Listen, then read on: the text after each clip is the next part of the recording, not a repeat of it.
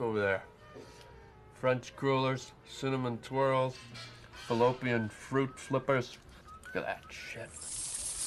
Whose movie channel, Mr. PJ?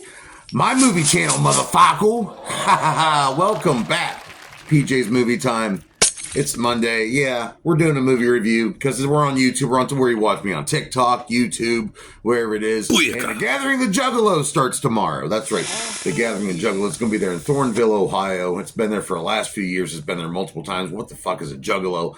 Well, if you don't know the Insane Clown Posse, Violent J, Shaggy Two Dope, yeah, they're from a long time ago. They formed in the late 80s. They formed a group called Inner City Posse, and then they changed up the gimmick. They were met by these dark carnival deities that they were influenced to change the musical style into of clowns and carnival, and freaks a lot of people out. They released a lot of different Joker's cards. These albums all have meanings, and for 30 years they've been making music. They've been riling up these fans. Where are we called? We're called Juggalos, Juggalettes, whatever you want to be called. Whatever gender you pick, whatever alien nationality, whatever sex, whatever creed, you are accepted in the Juggalo community as long as you're not a Nazi or a pedophile. You're cool. Welcome. All right, so ICP, they made, I guess, countless albums, lots of money, ton of music videos, documentaries. By 1999, Twisted ICP, they watched some old gangster movie, and they were influenced to said, we're going to make a fucking movie. So Violent J wrote a script, and they called it Big Money Hustlers. And at the time, they were signed to Island Records, and Island Records gave them $250,000 to make this funny comedy, cop drama, whatever the fuck you want to call it, Juggalo movie, right? And well, they went over budget of $100,000. That psychopathic had to spend themselves to pay the cast, to pay the crew members. Some of the crew members got up and quit.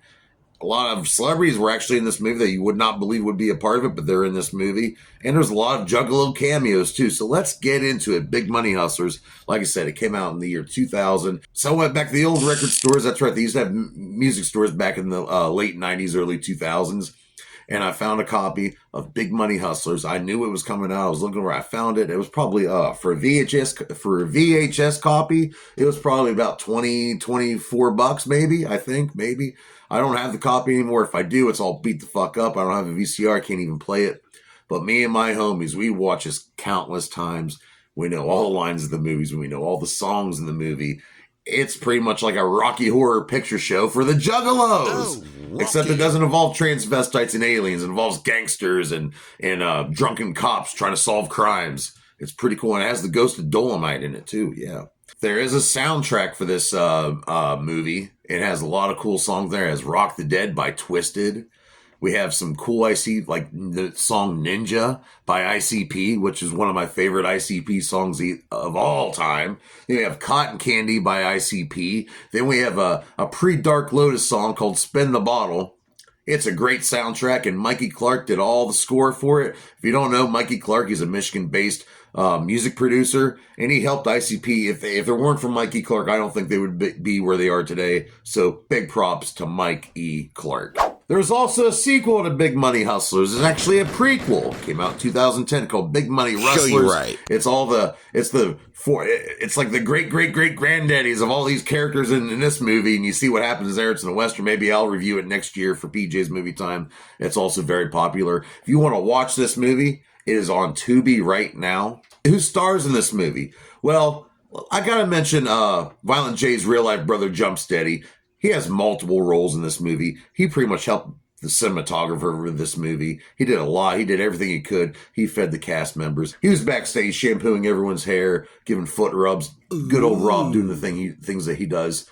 So yeah, he's all a part. But he plays a character called Hack Benjamin, who's this super top flight ninja security motherfucker who's good with guns. And I think he's a cyborg. And somehow he exists in the prequel movie. I don't get it either. We have Fred Rerun Barry, and if you don't know, he was in an old show from back in the day. He goes by Bootleg Greg.